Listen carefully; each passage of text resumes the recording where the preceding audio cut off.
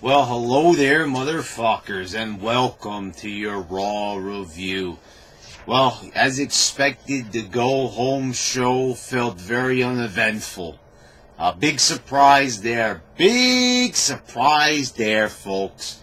What did you really expect? And, once again, I see people being hopeful. There's nothing wrong with being hopeful, but at this stage in the game, is really having hope even productive? We all know that the show is going to blow.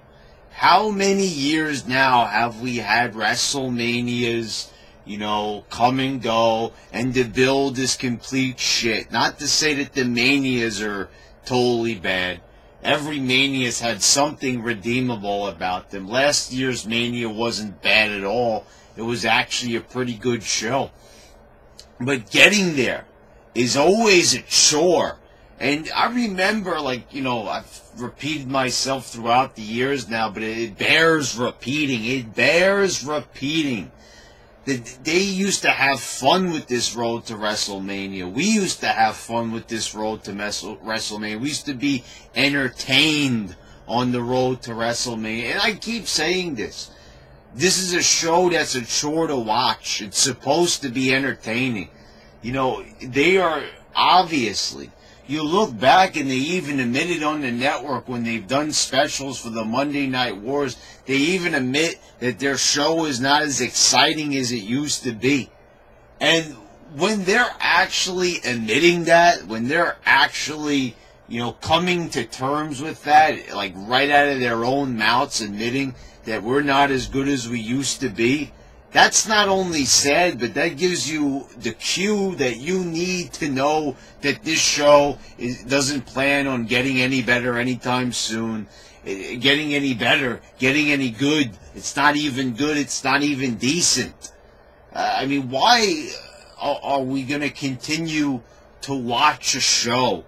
Like I said, if I didn't do these reviews, I would not be watching this show. I'm here to entertain. I do get curious now and then. I'd probably go back to the product to see what's going on. But I have no interest in this garbage because this product has no interest in entertaining me. McMahon, Stephanie, Triple H, everybody, all the powers, at WWE, the people in charge, the top brass, they have no interest in entertaining their audience anymore. All they want to do is try to appeal to, to whoever it is. I don't even know who they're trying to appeal to anymore. It's not even like they're making any big-time money. Appeal to sponsors. They used to lose sponsors back in the day during, the Attitude Era. And, but they used to not really care. They would still continue on. Like I explained in the past, they got attacked for, putting Stacy Keibler to a table on SmackDown, but that was on regular network TV, so, you could kind of see where that might be a problem as opposed to a cable network, like USA, where on cable, it doesn't even matter. I don't think people even notice. When it's cable, even if it's not HBO or what have you, even if it's not a premium channel, you're allowed to curse on there. You're allowed to show pretty much what you want, censor-free. It's like your show. You could do what you want. There's not a lot of censoring that you need to do. That's really on the part of the creator, and the creator being WWE. So let's talk about just how bad this show was, how unappealing it was, and it might have not been 100% bad, but it was like 90% bad. And we started off the show in the worst way possible. And we'll cut to the chase. We have a press conference style thing, which, it's different. I thought it was going to be a contract signing, judging by the tables, but it was just, kind of like a press conference style thing. They tried to go for a UFC style thing, where you've got, one person sitting at one end of the table, and you got the opponents sitting at the other end. Coach in the middle. I guess he was coaching this thing, he was kind of the mediator here, the moderator, whatever you want to call him. So it gets physical at one point. Triple H knocks Kurt Angle in the back of the head. They were boring us kind of. I think Rousey had one clever line where she says, what hand do you use to write? What arm do you use to write? Whatever. And she says, well, I'll make sure I break the other arm so you could still sign my checks. It was all right, but, this is WrestleMania, and I'm supposed to be getting excited here. They're supposed to be pumping us up. They're supposed to be hyping us up, and the lines here, they were coming off dry. I mean, do we realize that we have Kurt Angle here, who's pretty damn good on the mic, and Triple H in his own right, and we're getting substandard promos. We're getting a substandard, subpar even segment here. This segment should be great. It should be monumental. It's so supposed to be, you're having Kurt Angle returning to Mania in the ring after how many years? What was last WrestleMania was in 2006. I mean, we're talking about, he hasn't been there since WrestleMania 22. This is WrestleMania 34 now, just to put it into perspective how long the man's been out of the ring.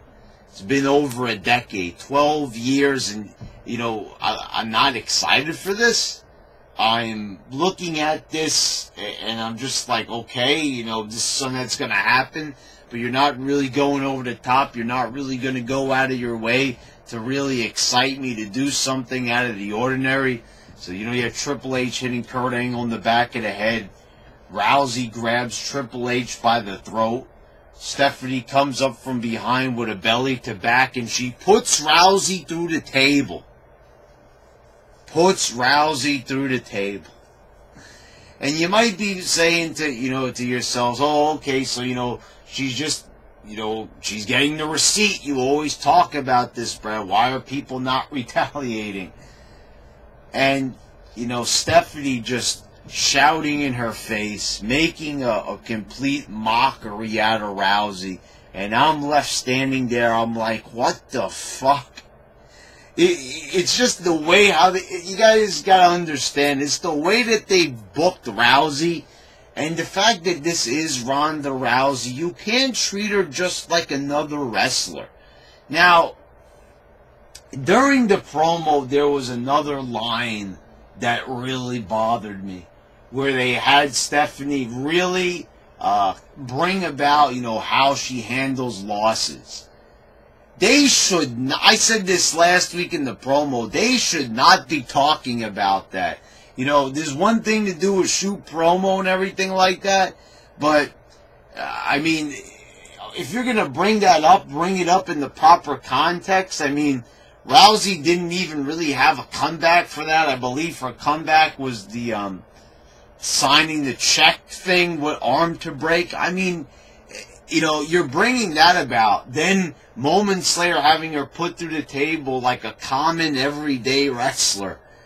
You're not making Rousey look special. You're making Rousey look like a schmuck here. Getting thrown through the table, Stephanie shouting in her face. And you notice here, once again, Stephanie standing tall. She's looking like $1 million there, right? Putting herself over at the expense of a big star.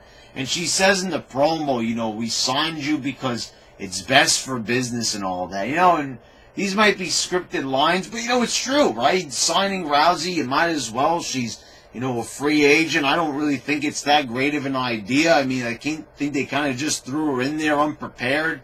Even though they had 3 years to prepare for this, they're very unprepared. They, just kind of throwing and shoehorning things in as they go along, it appears. And, and this right here, we're going to look back at this image because I know Rousey's not going to be a success in the WWE. I'm going to probably give her a year before she gets tired of it and she quits. It's probably not going to be what she thought it was going to be. She's going to see the rigorous, road schedule that they have to be on and everything.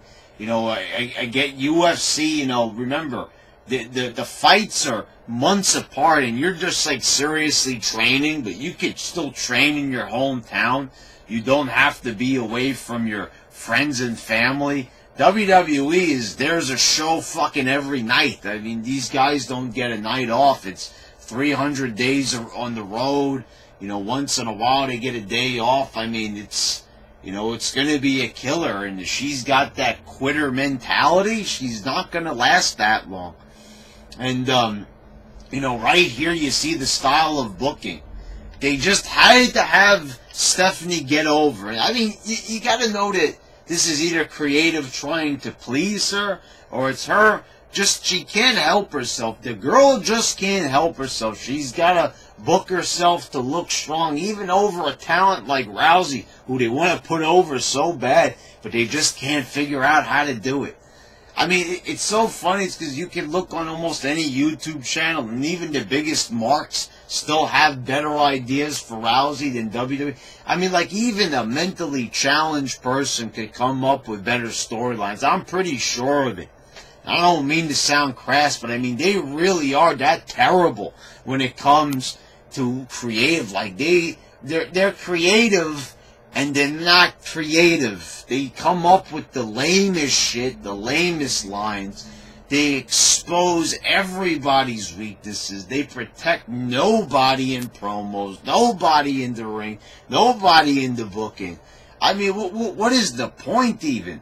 It's basically putting these people out there to all make them look like a bunch of goofballs at the end of the day. How could we embarrass our talent? Well, WWE figures out how to do it every single show, basically. So there you go. There's your big match. And once again, she's put through the table. Is Rousey enraged backstage? Does she cut a promo, kind of elaborating on how furious she is at Stephanie, how she wants to get her hands on her? Is she checking locker room to locker room? Is she in the parking lot screaming at the top of her lungs? Is she like taking a crowbar or steel pipe and smashing Stephanie and Triple H's limousine windows, trying to get over the point that Rousey is one of the most dangerous women in the world? And nope, not even a mention for the rest of the show. Maybe they showed a replay or something, but it was over, said and done. Nothing else, nothing backstage for the rest of the show. Thank you guys. Thanks for coming. See you at WrestleMania. I mean, my God. But you couldn't do worse booking if you tried. How are you not going to go back to that? You just had the most famous woman in MMA and UFC getting put through a table by Stephanie. By just Stephanie McMahon. And she's not going to be enraged. I mean, if they did that and she came back and she, attempted to retaliate, then I could see it. I could be like, okay, well, Stephanie got the best of us. But no, Stephanie stands tall at the end of this show. There's nothing else to further this storyline. Nothing else at all. That was it. So I'm left standing here saying to myself, what a piece of fucking garbage this was. I mean, what horrible writing. They don't even go back to even, elaborate on the story, go back to it. No, not at all. I mean, what they just don't do this at all. Back in the day, that's what we would have saw. We would have saw her going backstage searching for Stephanie, but, now, no, it's like everybody's got their own segment and no one's allowed to reappear on the show. Once in a while, a promo backstage, but so why didn't they even do that for this? Up next, it's Bayley and Sonya. Who the fuck wants to see this? Like, honestly, right after a big disappointment like this, you really think I'm in the mood to watch a Bayley match? And the thing that pisses me off is I agree. Corey Graves says Sonya Deville looks like she could be a champion. People saying she's a champion. And then she loses the match. Oh, so you're gassing this girl up. You're saying how great she is. Oh, she'd be a future champ. And she, loses every single match she has. So then it's like, how are we supposed to believe she's going to be a champion when you're booking her to be a loser? I mean, honestly, here, like, what kind of show are we even fucking watching?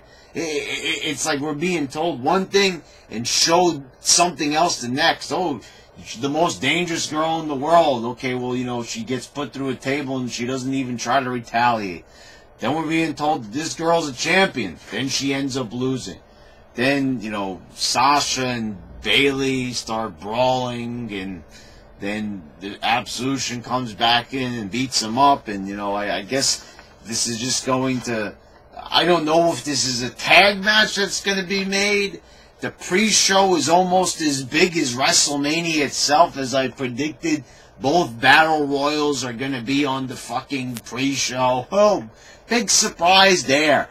Big surprise there, motherfuckers. I mean, did you really think that these things were all going to be on the main show? I mean, holy shit. This is going to be one long-ass complete presentation of, if you're going to watch the pre-show, you better reserve a day. You better, make sure that you call out from work or something, because you're going to be there all goddamn day long. This fucking thing is probably going to start at 10 a.m. in the goddamn morning. Seth Rollins defeated Finn Balor.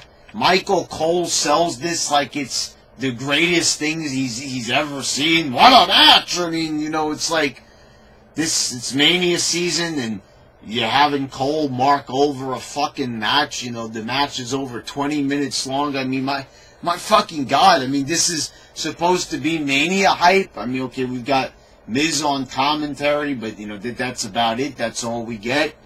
It's off to the next segment, basically. And the way how Cole sold this, he sold his excitement for this match more than anything else on this show. Talk about, imbalance. Talk about, not really putting your efforts into the right thing. You're marking over a fucking match, it's not for a title or anything. It's just a match to have a match. Oh, these two guys are going to be in the triple threat, so they're going to wrestle each other. They've already wrestled each other 60 fucking times the past few months. And Cole's like marking out for it like it's the greatest thing he's ever seen in his life. I mean, what a joke. Honestly, McMahon's in Cole's ear the whole fucking show, and is he honestly telling him to put this match over like it's fucking, like God came down and presented this match himself? I mean, it wasn't that good. He's making like we just witnessed a classic. We witnessed boredom. We witnessed two generic guys with no personalities going back and forth in the match, not selling a fucking thing. I mean, honestly, you've got these ridiculous spots in the match, like Rollins used to do that superplex, and I used to always criticize him because he'd get right back up, roll through, and do a fucking Falcon Arrow. Most people that did a superplex, I hate to say the name, but like Benoit did a superplex, and that motherfucker to be selling his ass off because he just fucking plummeted from the top rope. And not only his opponent, I remember JR used to call the spot and saying the superplex. Sometimes he wondered, does the move actually hurt the person applying the move just as much as the person delivering the move? And it's true. When you look at the move, it looks like it hurts both of them the same. Now, people bounce right back after these big moves, completely making them look fake. We already know it's fake, but you're making the shit look faker than fake. You're making it look fucking downright idiotic. So now we don't do the Falcon now. Now he rolls through and he does a small package. The fuck is that shit? So he does that superplex. He picks the guy up and then he rolls down. Why don't he just pin him right off to the fucking superplex? What kind of sense does that make? Yeah, what sense does anything make on this show? It's all fucking garbage. I mean, honestly. And Cole's marking out over there like a lunatic. This is the greatest thing This is WrestleMania. No, this is a fucking joke. That ain't Mania. These two guys, that's Mania. Andre the Giant and Hulk Hogan, that was Mania. Seth Rollins and the blueberry motherfucker, the blueberry fuckboy Finn Balor, that's Mania now. If that's Mania, I want to, cash my chips and I'm out of this shit. I mean, this is not the future. It's like what Vince Russo said the last week. If this is what WrestleMania is going to look like this year, can you imagine what the shit's going to look like next year? Because I guarantee you, next year, Taker's not going to be there probably. This probably is going to be his last match. So how much longer is the guy going to go on for? And, if they're really getting this confident in these guys really being able to hold their own on a big stage like Mania and be a draw, then next year they're only going to get even braver. I thought last year they were going to start cooling it down. You saw I said that. I said, oh, okay, Goldberg and Brock in the main event. Reigns and Undertaker. Finally we're kind of getting our sensibilities back. We were moving away. And they said, okay, so maybe WWE kind of is going back to their roots. I was wrong, motherfuckers, because as you saw, as the year went on, as 2017 progressed, shit only got worse. Shit only got way fucking worse. Braun Strowman says that, he's found a partner. Oh, he's found a partner, so it's a lot. So no, the bar's in the ring. They want to see who it is. So he says he's going to go to the back and he's going to bring out his partner. His partner's a lot like him. Goes to the back, comes back out, his music plays. This is supposed to be the other person coming out, his tag team partner that he selected for WrestleMania. Comes out, wears a white shirt with fucking glasses, and I think Corey Graves remarked that this is Strowman got on the mic and he says, I'm his brother Brains and I'm gonna knock yours out of your head. And guys like, hey, oh, I mean, like, this is fucking retarded. I mean, honestly, I mean, you're talking to a guy that's, pretends to be a rabbit by putting slippers on his head. He puts slippers on his ears. He, hits himself in the head in videos. I mean, my God, I mean, like, what was this? What was this supposed to be? I mean, guys, I mean, was this supposed to be funny? Like, was it supposed to be entertaining? Was it supposed to appeal to me in a certain way? Was I supposed to say, oh, I get it, because he's brawn, like the brains and the brawn of a team, so he comes out with the glass. And okay, so if this is the part, you're dressing one of the biggest tough guys. I've explained this in the past, guys. Remember what I've said about him playing the stand-up bass, singing to Elias. I've talked about dressing him up as an elf. I've talked about him on Mixed Match Challenge, flirting and almost kissing Alexa Bliss. I've said, guys, what the fuck are you doing? And people defend it. Oh no, it's entertaining. He's just singing. Oh no, the elf thing, that's totally unrelated. That's on the internet. That's a funny video. Oh, right? Defend it. It's all fine. Mixed Match Challenge is not even canon. They don't even acknowledge it on the show. Well, here it is on Raw once again, just like him singing to Elias. Dressing up in a funny costume. Braun Strowman is a real funny stand-up guy. Yuck, yuck, yuck. I mean, you gotta be joking here. And no, I mean, like, you gotta be joking. It's not a joke. This actually happened. I'm seeing it with my own two eyes. As they're destroying one of the most over guys on their roster. And I'm left standing there saying, why? Why would you do this to Braun Strowman? Of anybody that you could do this to. They used to save this for, their silly characters that didn't really matter. No, this is a guy that just a few months ago was wrestling Brock Lesnar for the title. You know, and we were supposed. This is a guy who's, you know, he tipped over an ambulance with Roman Reigns inside. He's tipped over a semi-tractor trailer. He took a grappling hook and pulled a steel structure down on top of Kane and Brock Lesnar. You know, like doing all these feats of strength and everything. This guy, you know, he's a nut. He's a monster among men, right? You know, and then we're being told here now that he's a guy with a sense of humor. He'll throw on a fucking nerdy shirt and a pair of glasses and call himself Brain Strowman. He comes down to the ring and he starts brawling with Cesaro and Sheamus, and we still don't know who his real tag partner is. I mean, I'm still just saying to myself, how did you go from making this guy like almost a world champion to wrestling for the tag titles at Mania? And not only that, but you're making a total goofball out of him as well. I mean, like, how do they think this is a good idea? He's the most over guy on your roster.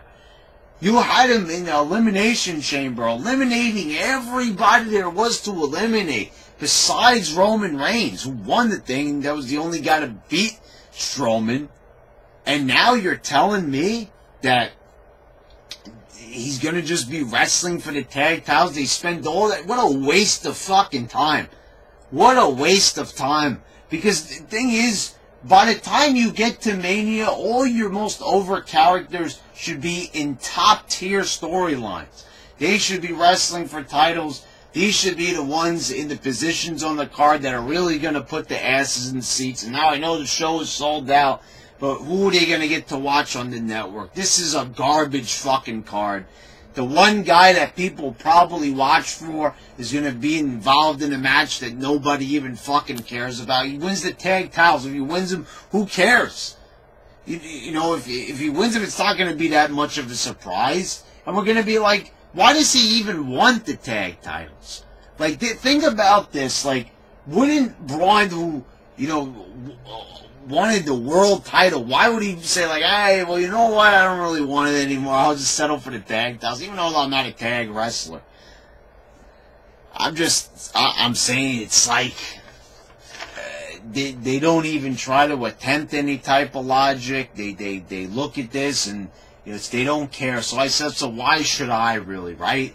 You know, really, like, why even rant against it? Obviously, it's just them bullshitting, fucking around, not giving a shit, just putting whatever, because they all know there's going to be people who are going to watch it anyway.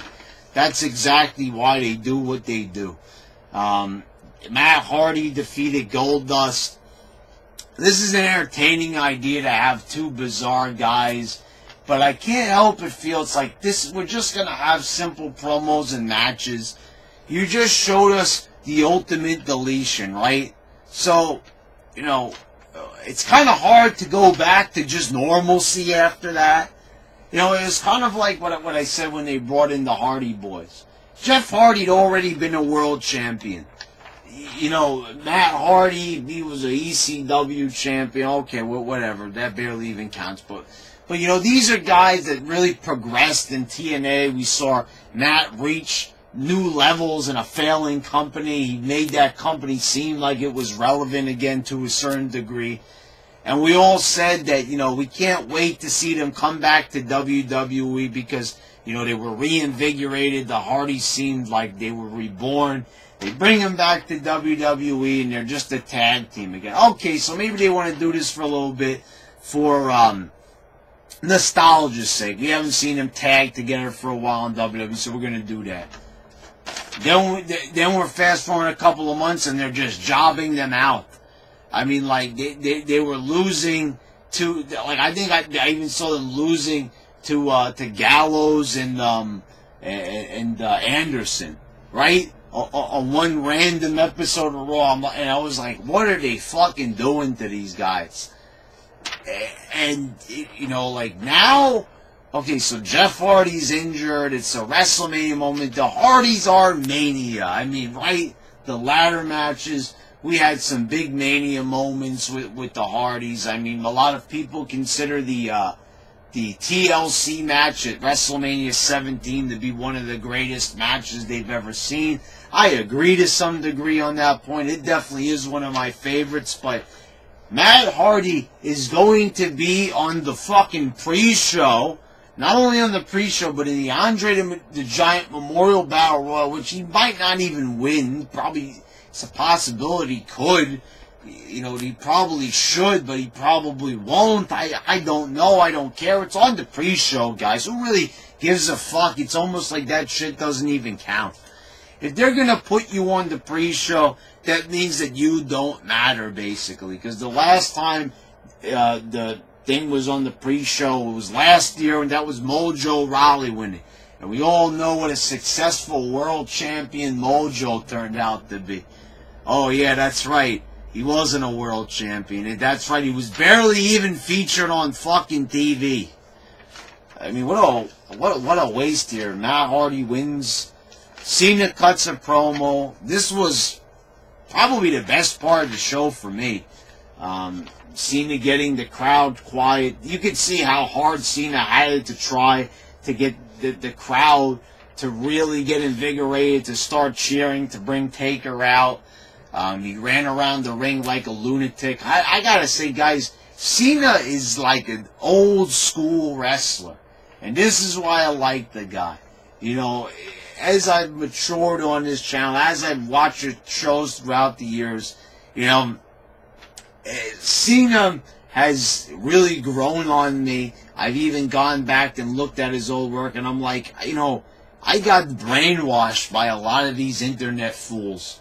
Because I used to be a part of the IWC, right? The one star rating shit all the time. Oh, this match, and you know, criticizing every little goddamn little thing. And then I realized Cena is a charismatic motherfucker. This guy, he does more to excite a crowd than 90% of the roster. All you gotta do is take a look at a guy like Finn Balor. And I'm wearing the color of his jacket, for fuck's sakes. You know, the blueberry fuckboy, as I like to call him. Take a look at that guy, and then take a look at Cena and what these guys are capable of. First of all, let's address a few things here. I'm sorry, we're gonna go on a little detour here, a little mini Cena rant. And let's address it. Cena is boring. Take a look at Cena right here, how excited he's getting for the crowd. He's running around, he's putting his body into, he's putting his voice into, he's raising his voice, he's getting people loud. No one's capable of doing it. Nobody even takes a goddamn effort to try to excite the crowd anymore. You know, what do people do to excite a crowd? Doing a somersault plancha? Doing a fucking Phoenix splash? That's what people do to pop a crowd nowadays, doing flashy, fancy, flippy dippy, skippy dippy, hippy dippy moves. That's all that they can do nowadays. So Cena's boring. Oh yeah, okay. So Cena doesn't know how to wrestle. That's another one. We take a look back throughout the years, and it's hard to pick a bad Cena match. Maybe Cena might have had a lot of formulaic matches on Raw. You know, basically where you do the 5-knuckle, the attitude adjust, you know, you just go through the fucking spot by spot, whatever. But the thing is, Cena's had a lot of classic matches. He's had good matches with Batista. He's had good matches with The Rock. He's had good matches with Umaga. He's had good matches with Edge. He's had good matches with The Undertaker in the past, right? Even, you know, he's had good matches with Brock Lesnar. He's had good matches with AJ Styles. He's had good matches with Roman Reigns. He's had good matches with just about every fucking person on the roster. And you still say, oh, he's a bad wrestler. People carry him. So let me get this straight. So Cena's had like good matches with like 30 different people. And you're telling me every single one of those wrestlers carried Cena? How is that possible when it takes two to tango? Now, I even said that sometimes it takes the right opponent. But this is like the same argument. Like the same thing with Roman Reigns. Every single time the guy steps in there, he gives a great performance. And somehow, some way, it gets interpreted that, oh, his opponent carried him, and he still doesn't know how to wrestle, and he needs to work on this, and he needs to work on that. Maybe you need to work on your fucking brain. How about that? Because it's not processing information correctly. You're watching this match, you're watching these shows, and you're not even understanding what's going on. That what a great worker that Cena is. You know, what a great showman Cena is. First of all, Cena looks, like $1 million, first of all. You know, and it's showing because, how about this? Why is Cena in cock blockers? Why is this guy in a major Hollywood movie? Where's Finn Balor? Where's Seth Rollins' Hollywood calls? I don't see them getting anywhere. Cena's a guy who's worked very hard for many, many, many years, for over a decade and a half. Before we know it, it's going to be 2 decades, basically. We count this time. Oh yeah, we could also count this time on the Indies too as prototype, right? We could also count that as well too. We could say, hey, this is a guy that's really worked his ass off, and he doesn't get any credit for that. This is a guy that's worked on the Indies. He was in OVW for a pretty long time, and he was in UPW and all these other fucking little organizations. This guy has tried very hard, and he's got where he is today through hard work. So The Undertaker doesn't respond. The Undertaker's probably going to show up at Mania. I mean, I would have liked to see The Undertaker maybe appear and do some exciting stuff, but maybe it will be a little interesting and mystical to see him just appear at Mania. But that's basically it. You know, the thing is, guys, when so much shit's not even happening on this show, it's like I could probably cut him a break. But the thing is, it's like nothing at all as interesting is happening on this show at all. Not a goddamn thing. It's awful. I mean, people are not showing up. People are, like Stephanie, are getting themselves over. I mean, like, the show is just, it's not very good. Okay? Elias defeated Heath Slater. I don't even know what Elias's plans are for Mania. I've got a feeling he might be the mystery partner for Braun still, whatever the case may be. Maybe he'll be in the Andre the Giant Memorial Battle Royal. Who gives a fuck, honestly?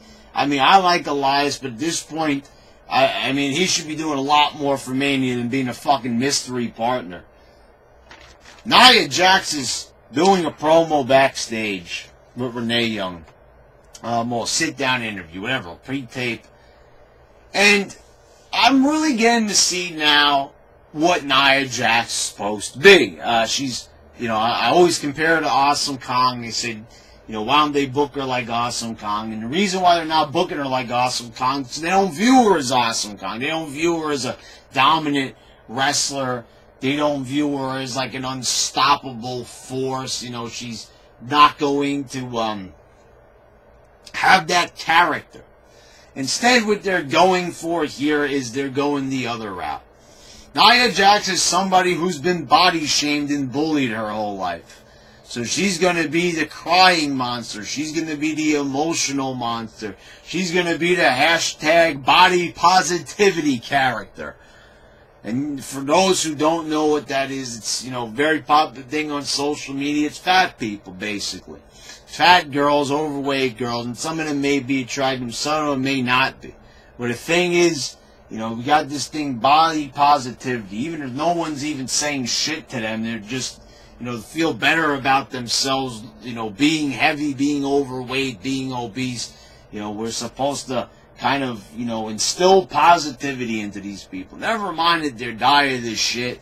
Never mind that they don't exercise. Never mind that they're unhealthy people. We've got to support them because that's our job as Americans, right? That's our job as good-natured people. Fuck that bullshit up the fucking ass right now.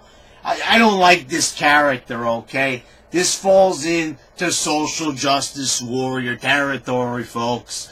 I mean, they bullied me because I'm fat, because you are fat. And, this is the wrestling world where I'm sorry, but, this is television. This is glitz and glam. And, like I've said, I don't care that Nia is heavy. I said use that to her advantage. She should be bulldozing motherfuckers. And she does that sometimes. But, they're making her like, you can kind of even tell. Listen to her theme song. When she comes out, does that theme song, I'm not like those two, does that really terrify you? Does that really, make you think, oh my God, a big 300-pound girl's about to come out and she's going to destroy all these other smaller girls? No. What it tells me is that some girl's coming out that's, kind of ashamed of her weight and she don't like being picked on for it. I mean, okay, so if that was the case, so why was, she's in WWE? Because she's fat and they wanted to make her feel good about herself. Hashtag body positivity, I suppose. I mean,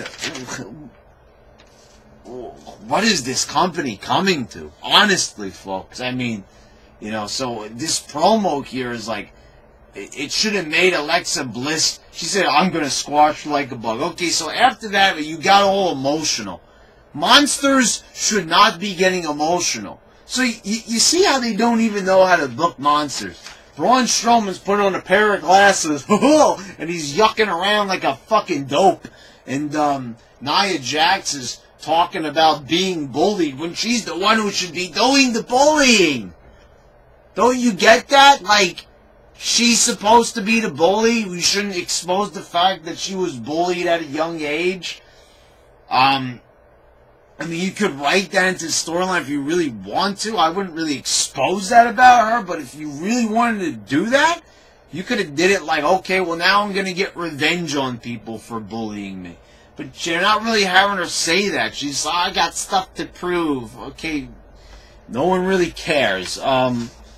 Then up next it was Asuka and Dana Brooke defeating Alexa Bliss and Mickie James. And, there was only one thing I was really focused in on this match, and this is the other thing. It was, Dana Brooke almost coming out of her top. That was basically the only thing for me. I mean, I was kind of,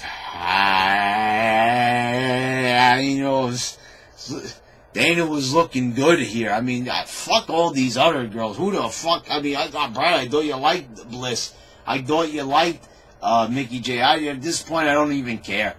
Asuka's in there. Asuka gets the win. Okay, great, wonderful, fantastic. I mean, you could all pretend like you love Asuka, that she's the greatest thing since sliced bread. Or forgot that's supposed to be Anderson and Gals, but whatever.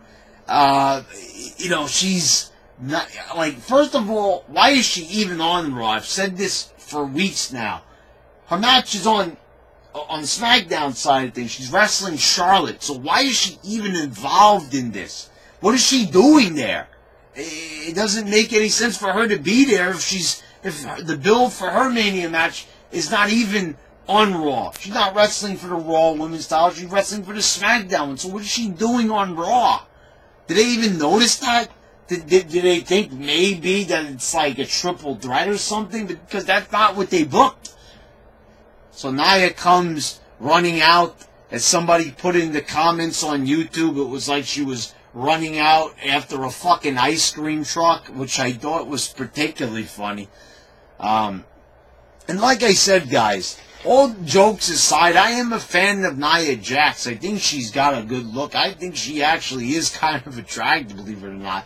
But the thing is, I think that she could be a dominant monster. I think she could be believable. It's just, they gotta book it the right way. And by book it the right way, it means not to make her look like an emotional, crying wreck every 2 seconds. And then in the last segment, it was, Brock Lesnar and Roman Reigns. Roman Reigns hits 5 Superman punches. Corey Graves is flubbing his lines on commentary like a total goofball. But then Brock Lesnar manages to get an F5 out of him, and he rolls out of the ring, and that's it. Well, that was very uncreative. I'm just saying it really was. And then Paul Heyman, of course, was cutting another promo prior to that, but I'm not even going to talk about it because it was the same old boring-ass promo. That's not a prediction. That's a spoiler. I mean, how many times is he going to use that line, honestly? Fuck Paul Heyman and fuck this show, honestly. I mean, that's another thing. I like Paul Heyman. I've said this time and time again. I really liked this commentary in 2001. I liked him as GM in 2003. I like him as a personality. But the guy has been cutting the same fucking promo for 5.5 years already. It's enough is enough. 2012, when Brock returned, they quickly put them together. And guess what, guys? It's fucking ridiculous. You've been cutting the same promo. The same promo, talking Brock up, talking that, oh yeah, okay, so he's in the UFC, he's in the WWE, he's, toughest guy and all that. It's same thing, repeating himself over and over and over and over and over. I've said this time and time again, get rid of Heyman, just give Brock the mic. He's really not that bad on the mic. I don't understand why they don't trust him with the mic. They trust Finn Balor with a mic. They trust Seth Rollins with a mic, but they don't trust Brock Lesnar with one. And you might be making, this thing in your head. You say, okay, well, but Heyman's there for Brock. So if Heyman's the better talker than Brock, then why, so I don't see why you have a problem. But the problem I have is it's not necessary. Have Heyman do something else. This is getting old. This is an old fucking shtick. If people like Heyman so much, then make him a GM. Make him a commissioner. Do something else with him. Have him manage somebody else, for Christ's sake. How about that idea? How about he manage a guy like Finn Balor? How about he manage a guy like Seth Rollins who's struggling? How about somebody who can't cut a promo? Because Brock can. He can cut a promo. He was cutting promos almost every single night in 2003 when he was on SmackDown as the champion. When he was a heel, they were having this guy cut promos like crazy. I mean, this guy, he even has the legendary moment where he dropped to his knees that time when he challenged Goldberg, and he went, Goldberg! Remember that? Brock is an entertaining guy on the mic. I don't really care what anybody says, and probably has a lot of people that agree with me. I've heard it said before. So there you go, guys. There's your Raw review. This is what WrestleMania shaped up to. What an exciting show, right, guys? This is WrestleMania season, as Michael Cole said. This is not WrestleMania season. This is disgraceful, is what it is. This doesn't feel like WrestleMania season. It doesn't even feel like the build-up to any old pay-per-view. It feels like, how could we do the total opposite of what we used to do building up to WrestleMania? That's basically what it is. Take the build-up. I mean, I can't stand it. I mean, guys, I would recommend a certain channel to you. I can't remember the guy's name off the top of my head, but I was watching a 2-hour video the other day. Undertaker and Kane. This guy edited together clips of, since Paul Bearer started talking about bringing Kane into the WWE, up to the point that they had their WrestleMania match, then the Inferno match, and I was saying to myself, look at the build-up to WrestleMania. That shit started in the summer of 1997, and the show wasn't even until, I believe, March of 98. So they built this fucking show up for 7 months, and it was a work of art.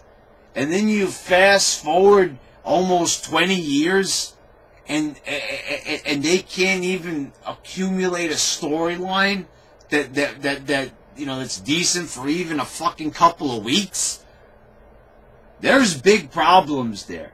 What happened to that effort? I'm not even seeing a quarter of that effort. I'm not even seeing 2% of that effort. I mean, they looked like they enjoyed what they were doing. They were making productions worthy of Hollywood back then.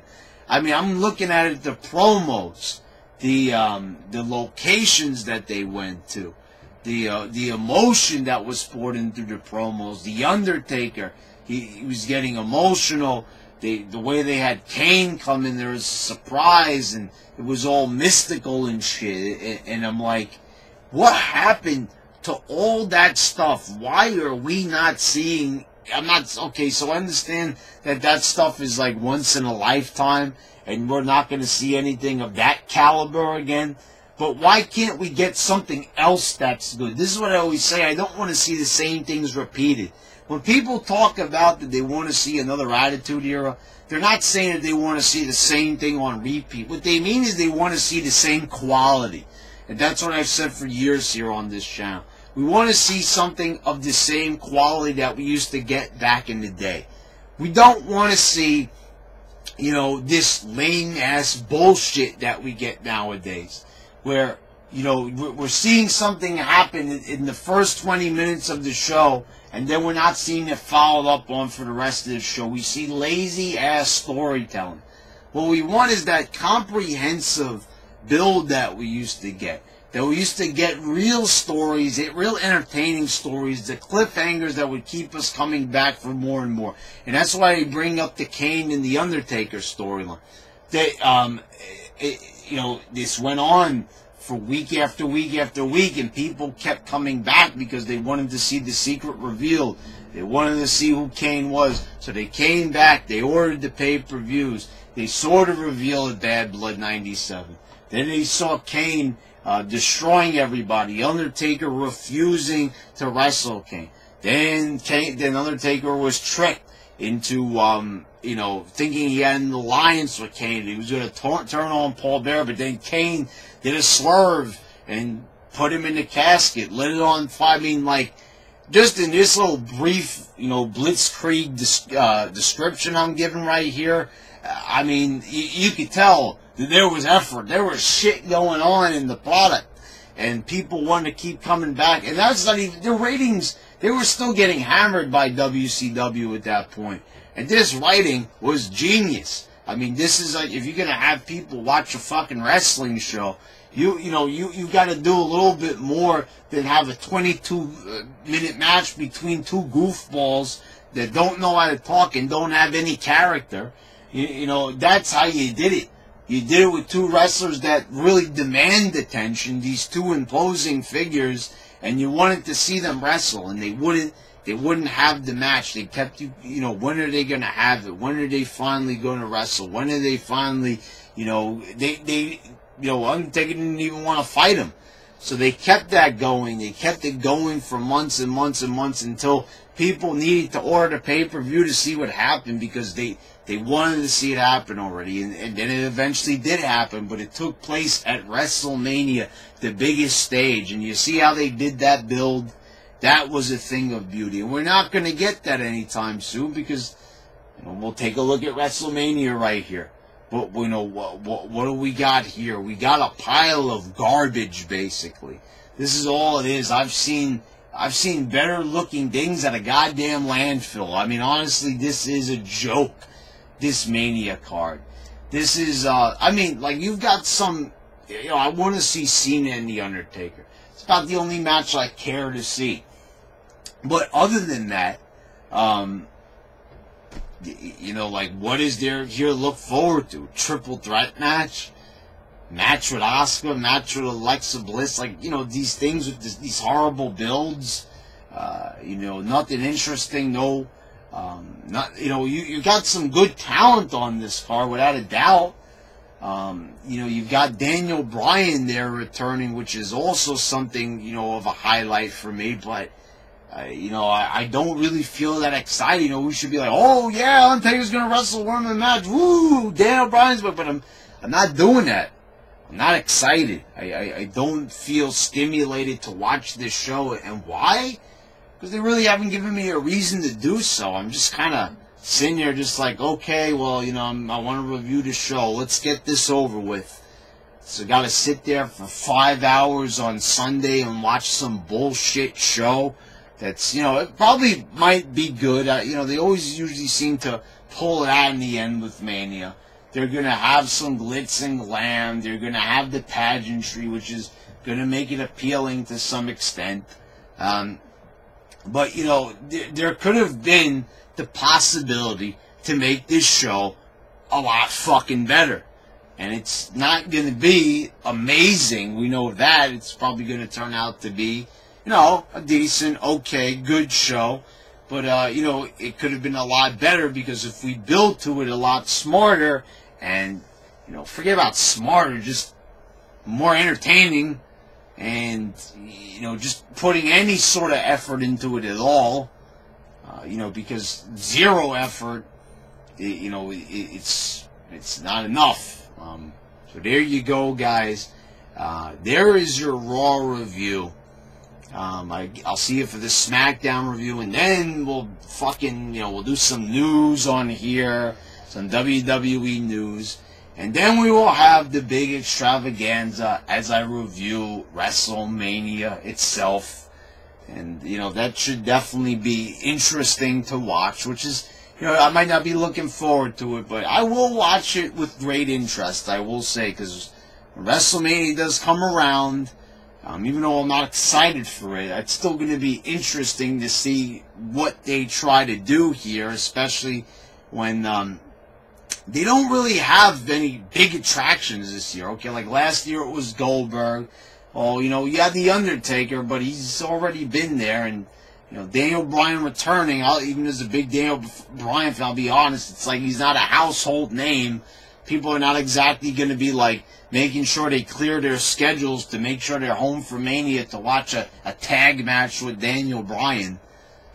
So there you go, guys. There is your Raw review. And this has been your YWC champ, signing out.